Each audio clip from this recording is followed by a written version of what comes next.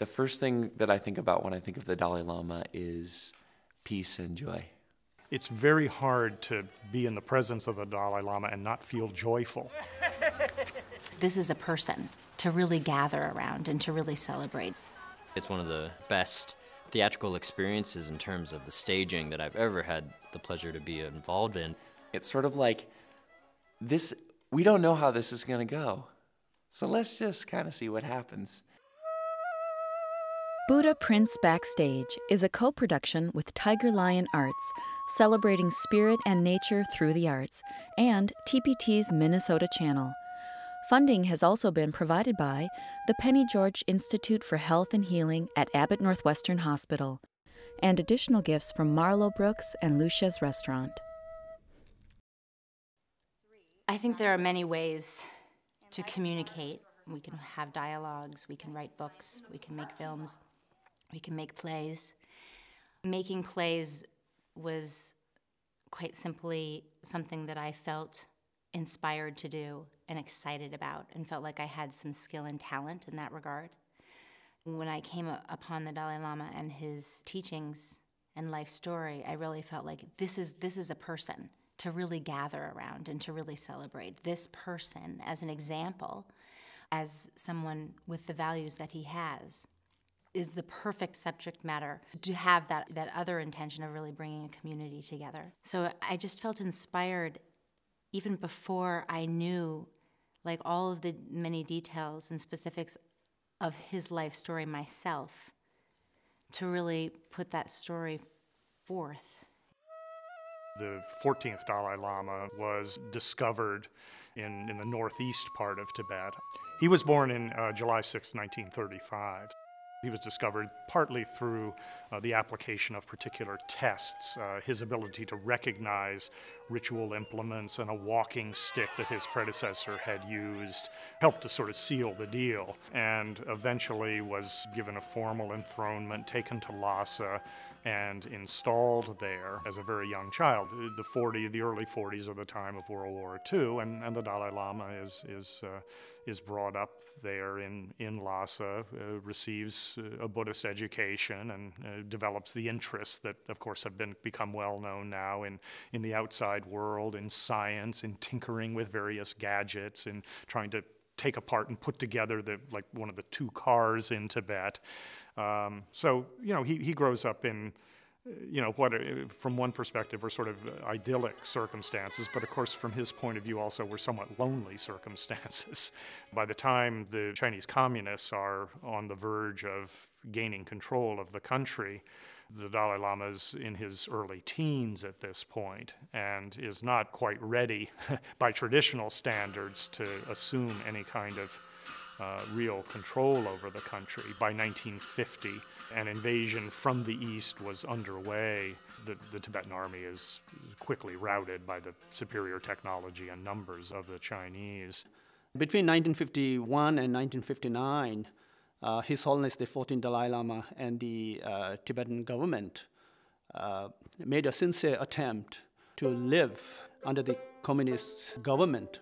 And finally, this all comes to a head in February and March of 1959 when Lhasa is kind of crowded with refugees. There is a kind of open revolt against Chinese rule, and the kind of linchpin of all of this becomes an invitation by the Chinese to the Dalai Lama to attend a theatrical performance without bringing any of his entourage.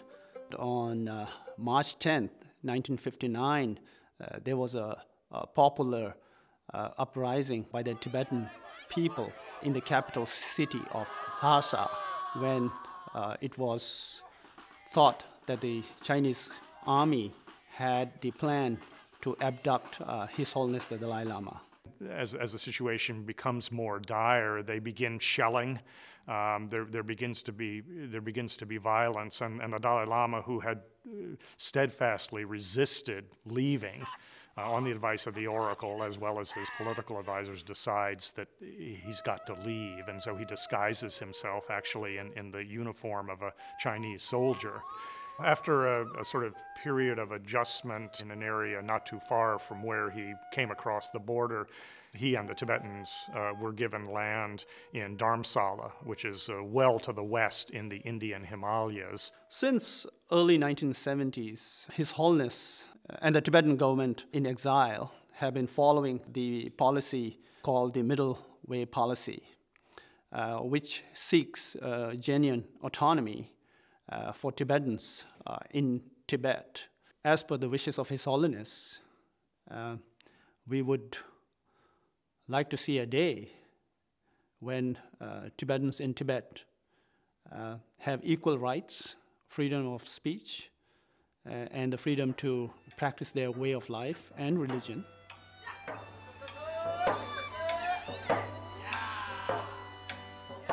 Part of the intention in bringing the play outside was inspired by his strong affinity to the outdoors, or what I have heard and read of, to what he speaks of concerning nature and the natural world. A lot of my inspiration for theater has been drawn from nature. That's instantly was a connection between Markel and I. Out of that has come a real desire to bring people closer to nature, that we can do theater and we can also be outside all the time. It's a wonderful, blend of two of our passions. There's a beautiful balance of the sacredness and humor. And so often, we feel the sacred is just very serious.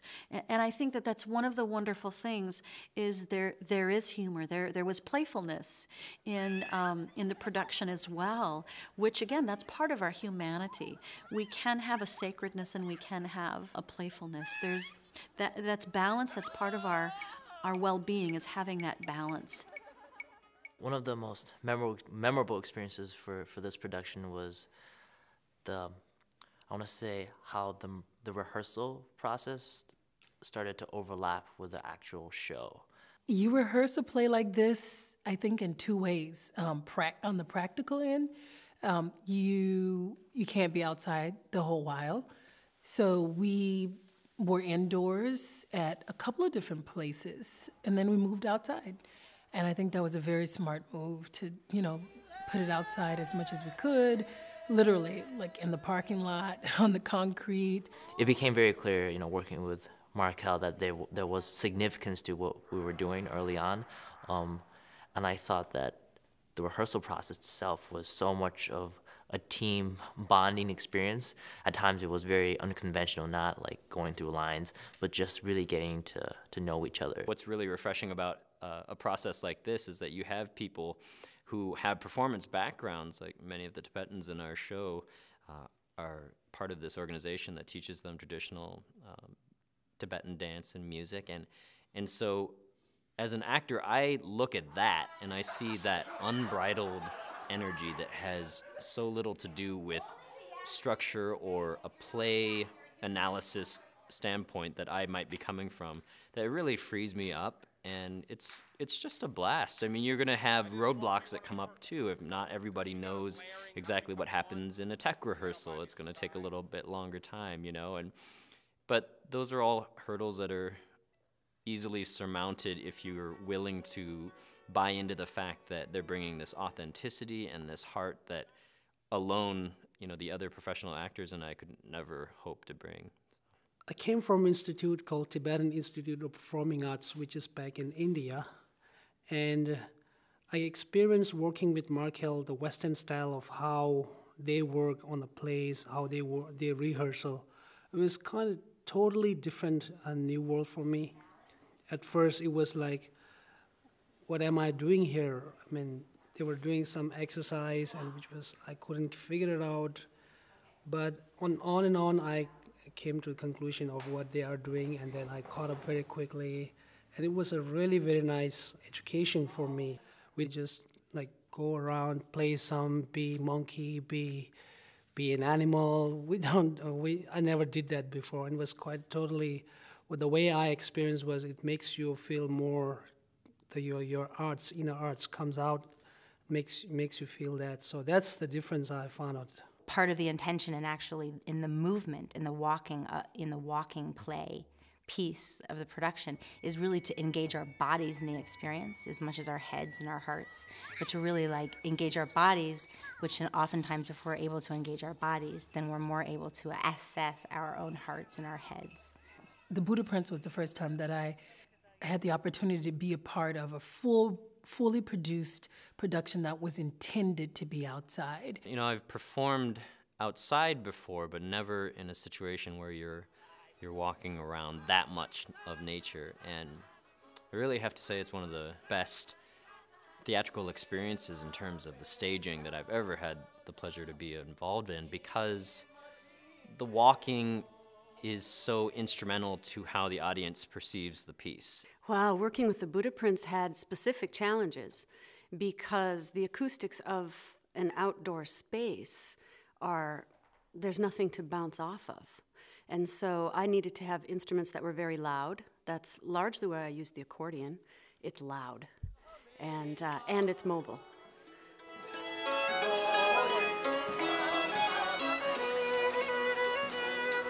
We planted certain sounds behind the audience, around the audience. We moved within and through the audience from time to time. Yeah, it wasn't a proscenium type performance where everything was on stage coming at you. It was really sort of nature surround sound.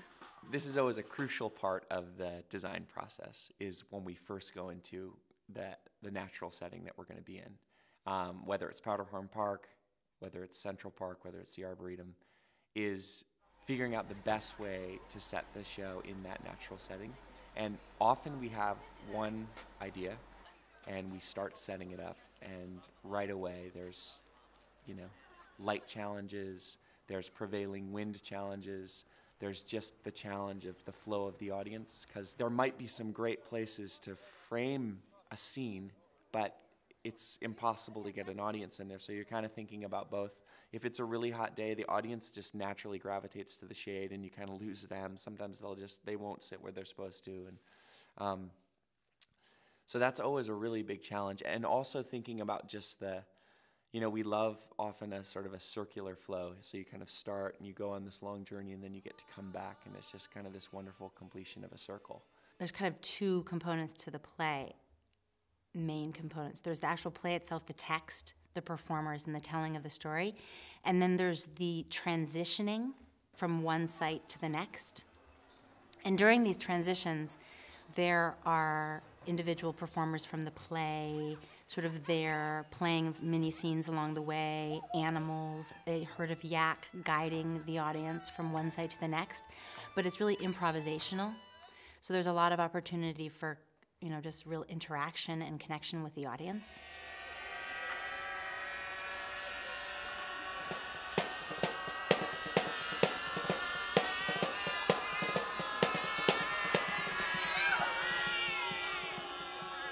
That wall that usually typically exists between the stage and where the audience sit, it's not there. So as an audience person, you can just walk right alongside the actor if you wanted to. Here, when you do this Buddha Prince on the walking, your audience is moving with you. They are beside you here, and they're talking, and then and smiling at you, and then asking questions, and then you're also talking. Plus, you're playing, and then there was a whole new experience. It didn't actually feel like they were like an audience. It felt like it was part of the play.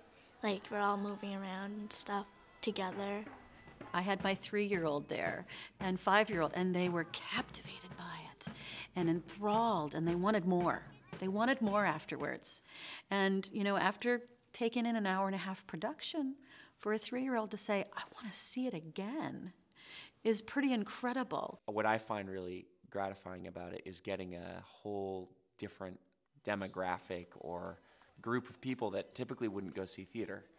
Whether it's some person randomly walking through the park or someone that just couldn't afford to go to a show otherwise, and then getting a really rich experience out of it. It just opens the doors for anyone and everyone to experience it. The intention is as an offering. That's the beautiful thing about being in these public spaces, is you'll have somebody on a bike riding through your scene, and then they'll stop and they'll follow you to the next scene. We'll be performing in the park, and a Tibetan family will come up with like costume pieces for us to work into the next show. Like that really touched me. You'll see the Tibetan nuns and monks that will come to the show and are obviously taking away something, you know, on a different level than most of the other audience members.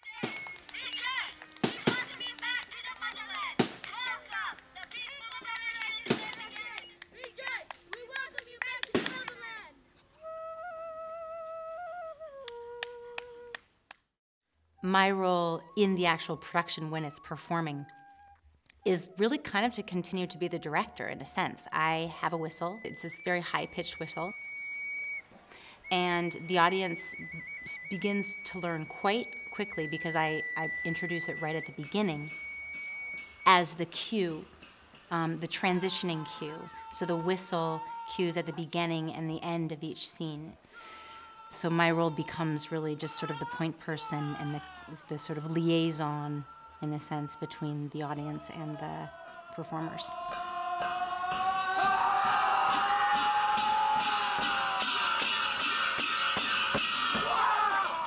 That's a dance called Tashi Shulpa, and that is a welcoming and kind of a clearing of the space. So yeah, that's very intentional, and it's very striking with the drum and those masks and the vocal quality of those dancers.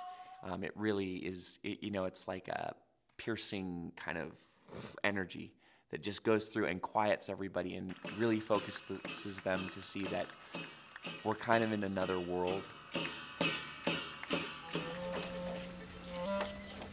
Hey, big fish. Oh.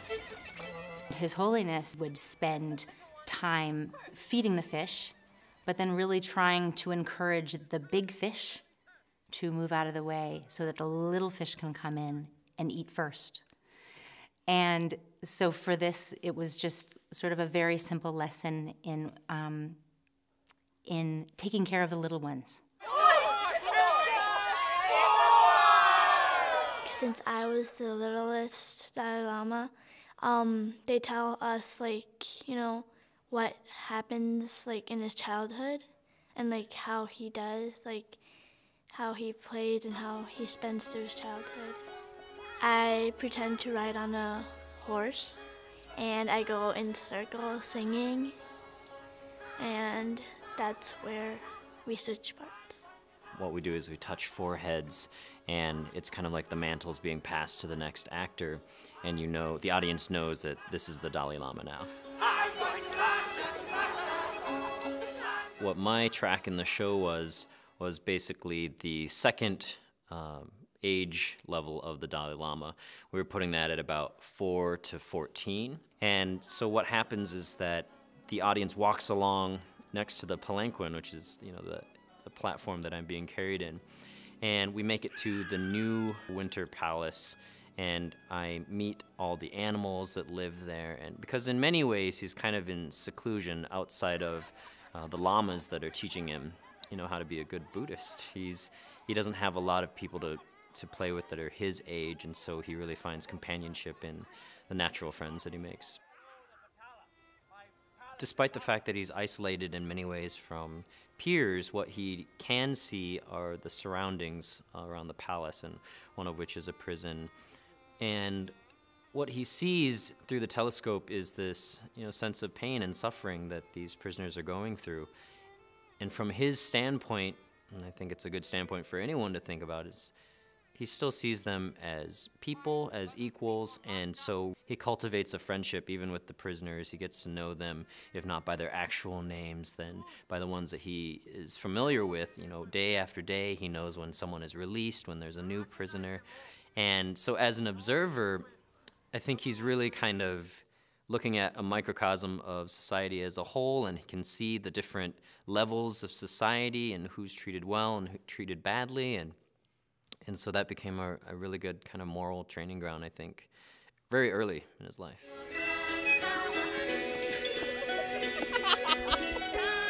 He was very attuned to suffering and couldn't bear the thought of someone killing an animal and then using it for food, and so he would just accumulate pets, but his pets were the yaks. If it's not too much trouble, I'd like to take your yaks off your hands.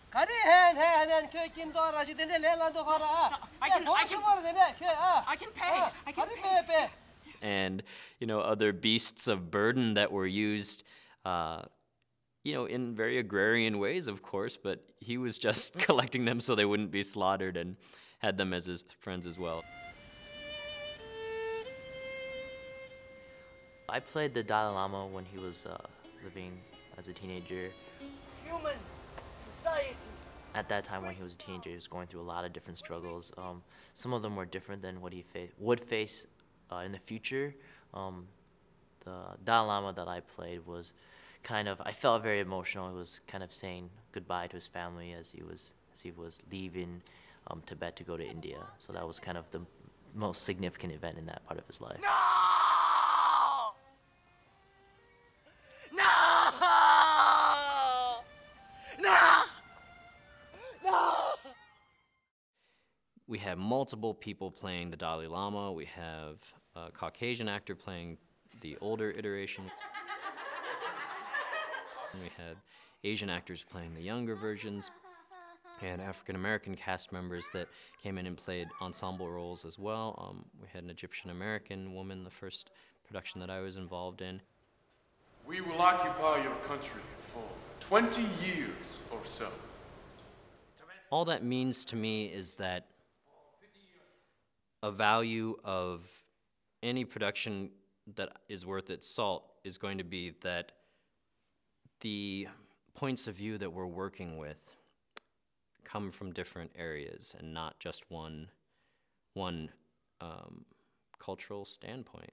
The largest Tibetan community is in New York City, so there was just a massive amount of Tibetans that showed up, and that was the most rewarding part. The Tibetan community, thankfully, have really gotten on board with the production and really held it up as something important, and that feels, I can't say just how meaningful that is to me, just on a deeper level, to really just feel this true kind of mutual appreciation and collaboration that's now taking place. Tibetans generally like this state because Minnesotans are very welcoming.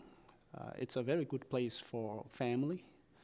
And we have a very strong community that's vibrant, growing very fast, close-knit, and in addition, we have good programs for community members, including Tibetan Cultural School, Tibetan performing arts. Community members manage to get together very often. At the same time, we have monasteries and dharma centers, including Gyute Wheel of Dharma, local Sakya Center, and several others. All these factors play a role in helping the Tibetan community to grow at a relatively fast rate. I'm teaching here right now here in Tibetan American Foundation Tibetan community here, which I have about 160 students. Every Saturday, I have a dance group with my music teacher, Tenzin Ngawang, and I play a Tibetan lute, and I'm learning to play flute right now in my Tibetan class. The experience that I have with them in a spiritual way is usually Tibetan dance and songs, music are just to let you calm down and have fun and enjoy the music and dance, so that in daily basis you have stress and everything that goes away and just be part of to have fun. Tibetan American Foundation of Minnesota, TAFM, has been working with TigerLions, led by Markel and her husband Tyson, for several years. Buddha Prince tells the life and the message of His Holiness the Dalai Lama in a very unique and a beautiful way. Look deep, you'll see we're all the same.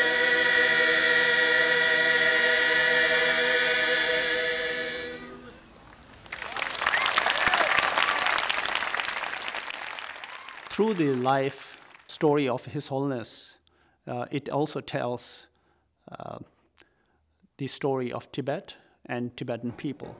This is a very good way of educating people about Tibetan situation who may otherwise not know about Tibet. I personally believe that this will help to preserve the rich Tibetan culture of performing arts.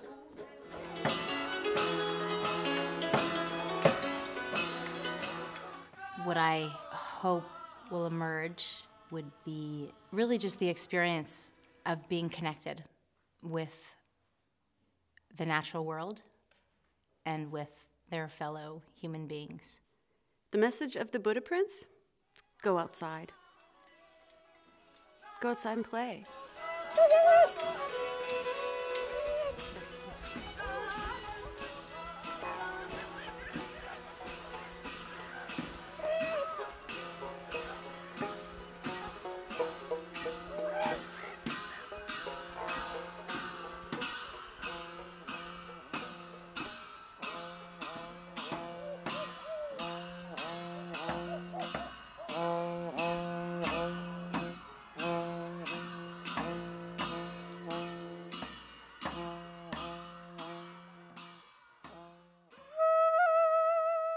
Buddha Prince Backstage was a co-production with TigerLion Arts, celebrating spirit and nature through the arts, and TPT's Minnesota channel. Funding has also been provided by the Penny George Institute for Health and Healing at Abbot Northwestern Hospital, and additional gifts from Marlow Brooks and LUCIA'S restaurant.